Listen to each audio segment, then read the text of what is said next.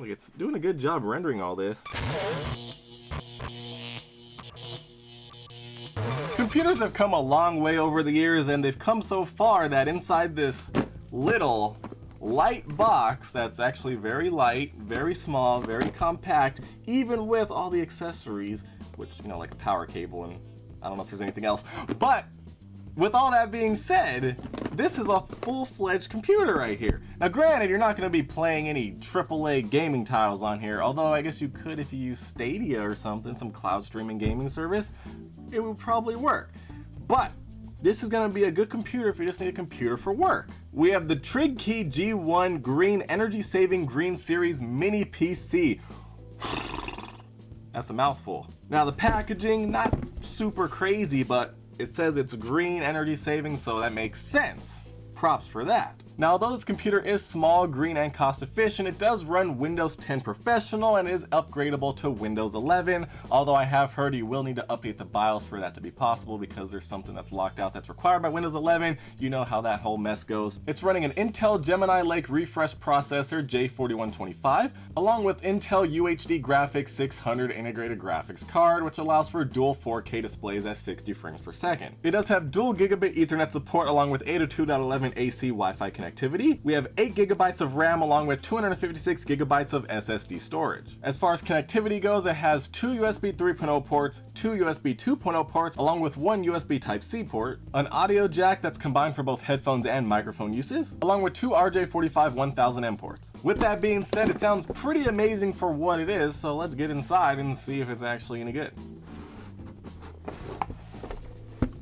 Inside the box, I have a user manual, an HDMI cable, along with the actual computer here. Like, look how small this thing is. Look at that. It's tiny.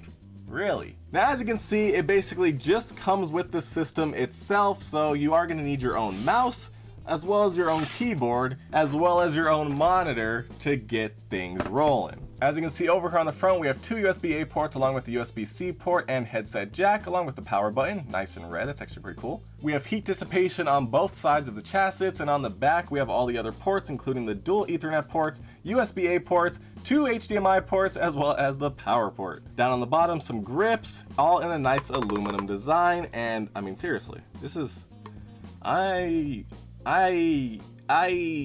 pretty impressed already. Everything's powered on. Got a bunch of wires everywhere, but we're ready to go. All right, so now that we got everything connected, the computer is booting up. Just a moment, although it's been a moment, so it's taking its time. All right, it took about 5 minutes, but we are in, ready to set up. And just like that, Windows is getting everything ready for me. Setup process was as easy as any other Windows machine. And we are in on the desktop. So far, everything's running smoothly. Everything's very quick and responsive. That's always good to see. See anything pre-installed here that we don't want? Looks like just the standard Windows stuff. I don't see any bloatware other than all the Windows bloatware that's already on here. So I'm gonna adjust the display. I don't know why it always amplifies. I like to have it at 100%. We're at 1080p, landscape. Okay, everything's looking good. All right, so now let's open up Microsoft Edge. Okay, that was actually very fast. Let me close it. Let's open it up again. Okay, I mean, very fast. As far as loading everything, it looks like everything loaded. I'm not too familiar with MSN or whatever website this is though. Let's go to a website I am familiar with, see how quickly it loads, apple.com. Okay. Okay, very responsive, very smooth. Let's go to YouTube because of course YouTube uses a lot of memory to play a 4K video, which this should be capable of. I mean, it's not loading the fastest ever. Let's try out a 4K 60 HDR video and see if it'll be smooth. Alright, so let's up this quality to 4K 60. No HDR support because the monitor doesn't support it. Well, let's play.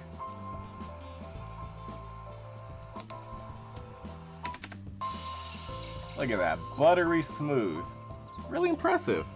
Now, as a quick little test so you can see if this is actually responsive, let's go through Paint 3D here. I've never used this before, but let's do some 3D doodles.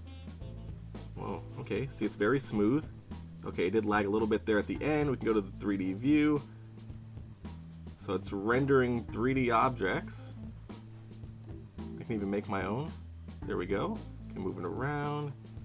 Let's see, I can rotate it. Like, it's doing a good job rendering all this, even though this is rather basic. But you know, as long as you're not playing games or something on here, or trying to build a game. I don't even know how to use this. Oh, cool, we can do a person? Oh, what? This is actually kind of cool. There we go. Let's see, tilt her a little bit this way. Like this, sure, why not? And then you can go back to regular view. All right. And it's working very well. We have 2D shapes. And you can just get brush strokes. And it's very smooth. Let me just sign this because it's my work of art. Okay, not. Turns out I can barely write my name with a mouse. But as you can see, very responsive and actually can render out 3D images. Just, you know, probably not in like a AAA title.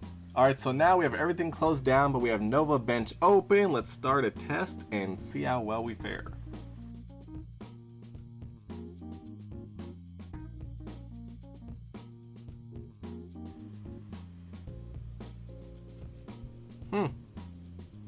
Well, that's not a good sign. I think the computer just crashed during the GPU benchmark. I mean, it's not warm, it was very quiet the whole time, but it just died. Granted, I wasn't expecting it to pass with anything close to flying colors for the GPU portion of the test, but I thought it would at least, you know, finish and stay on. Let's give it the benefit of the doubt and do this test one more time and see if it can finish it.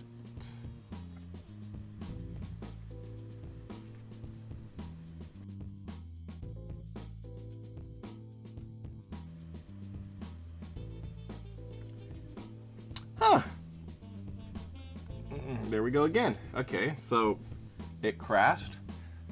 So it looks like it could be just because there's no GPU actually in here. We have integrated graphics, so maybe that just can't test it and it throws the whole system out of whack. But overall, if you're looking for a nice cheap PC that's small, portable, that's not a laptop, but I guess you would have to take all this stuff with you. So is it still portable at that point? Not so much in my personal opinion. But if you're looking for a PC just to do day-to-day tasks such as school or work and nothing super intensive like gaming or a graphics test, I could definitely recommend this. It's a good PC for what it is. Just don't go in expecting it to, you know, play games and stuff. But you can watch 4K videos no problem. I was watching at 4K 60 frames per second. You can actually have two 4K monitors at the same time. And overall, it's very good. It's very quiet. It's not warm whatsoever. Like, this is pretty great. I'm pretty impressed. Has a lot of space with the SSD. It's expandable. Even has 8 GB of RAM right out of the box. Nothing to complain about here.